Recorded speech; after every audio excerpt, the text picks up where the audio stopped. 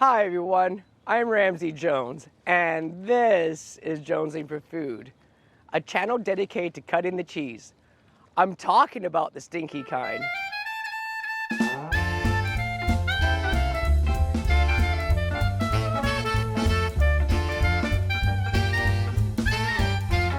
For breakfast, I am going to Black Sugar. It is a very popular coffee shop in Port Moody.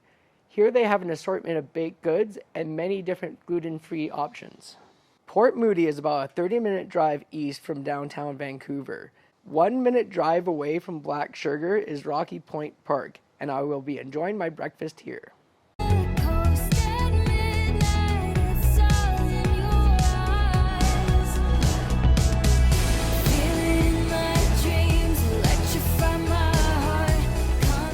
This chocolate chip banana loaf looks amazing, and it's so heavy, and you can tell it's super dense and moist. I'm going to make sure I get a bite of the chocolate here.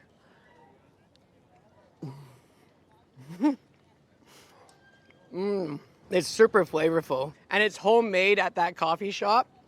It's kind of interesting. They have the strip of the chocolate is all at the bottom for some reason. It doesn't look like it's in the other part of the banana loaf. Let's try the top. It looks like there's some, I think it's walnuts at the top. The nuts give it a nice crunch, gives it some texture. But you can taste some really nice banana flavor in there as well. It's a really good quality banana chocolate loaf if that's what you're looking for. And who isn't looking for that? This lemon loaf is super heavy. You could get a good workout with this thing.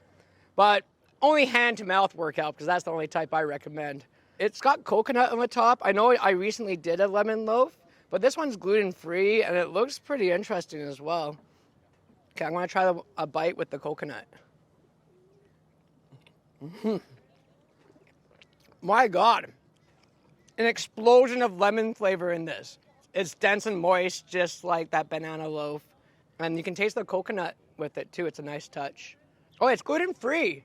So that's kind of interesting. Like, usually gluten-free is kind of horrible, but this is a good option if you can't have gluten. It's not healthy, that's for sure. Even though it says gluten-free, I don't think it's healthy at all. There's probably a ton of butter in this. Yeah. For lunch, I am going to Downlow. It is a very highly rated fried chicken spot in Vancouver. Downlow is about a 12-minute drive east from downtown Vancouver. I decided to enjoy the chicken down by the Science Center.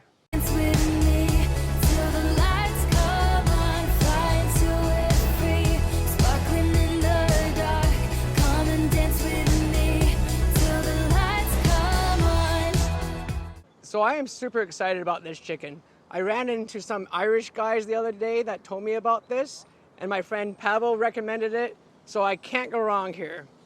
And this sandwich looks amazing. The chicken on here is so thick.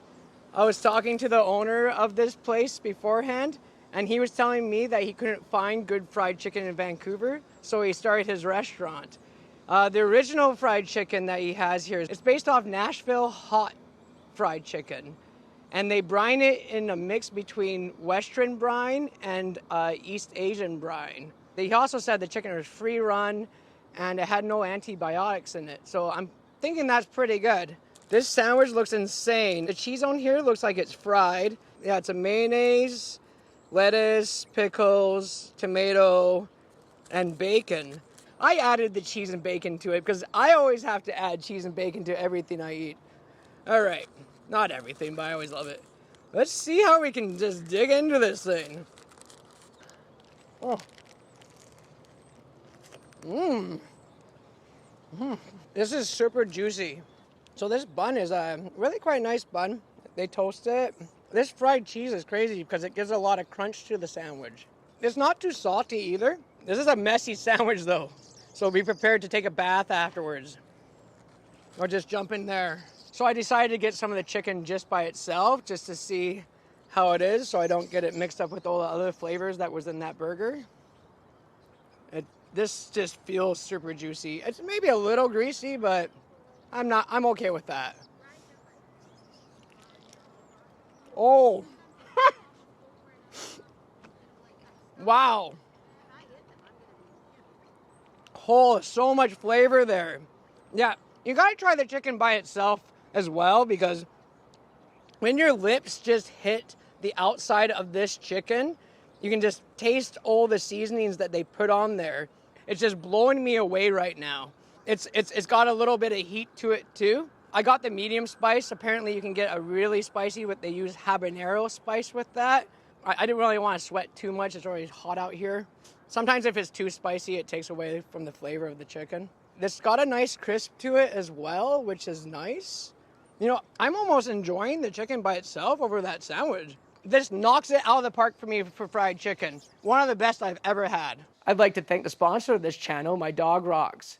Rox will be donating 10 cents for every like and 25 cents for every comment, up to $1,000 to the United Nations World Food Program. For dinner, I head to Ramen Danbo on famous Robson Street. When I got there, there was a huge line. I then headed to Devonian Harbor Park, which is just a minute drive away. At Devonian Harbor Park, there are many expensive yachts you can check out.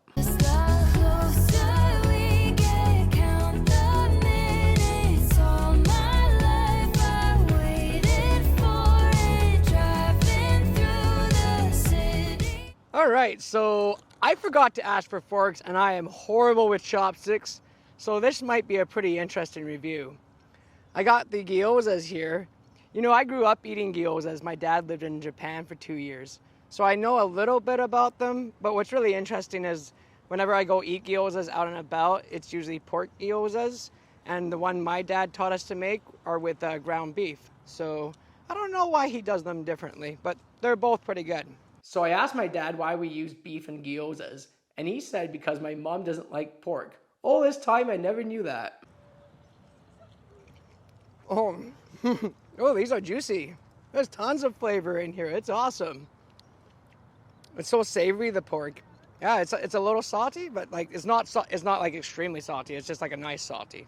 The outside of the gyoza is cooked perfectly as well. This definitely rivals some of the gyozas I had in Japan. All right, so this is gonna be funny. I got the chopsticks here. I never use chopsticks because I'm a pretty clumsy person, and I don't have my limp wet noodle expert here either, so this could be a pretty interesting review. This looks and it smells amazing too. Looks like there's some spice at the top here. So they give you these 2 big pork pieces like this.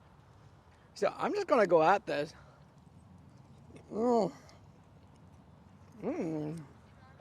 Oh yeah, that pork is so tender. It dissolves in your mouth when you put it in. It disappeared. It almost disappeared as soon as I put that whole piece in my mouth. It went gone, and it has some nice spice to it as well. So let's try to get the noodles here. This is going to be interesting. I kind of know how to use them, but okay, here we go. Oh yeah.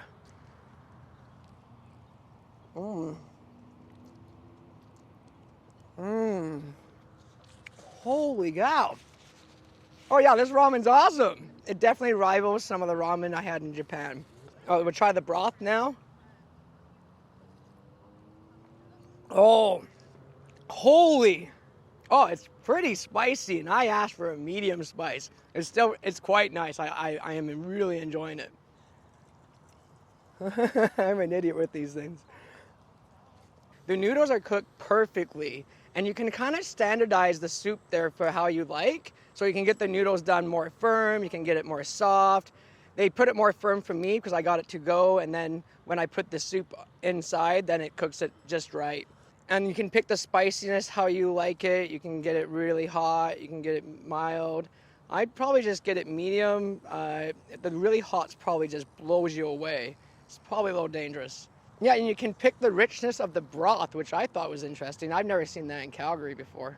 So I was reading reviews about this place, and it did not disappoint. Yeah, there's a wasp around here.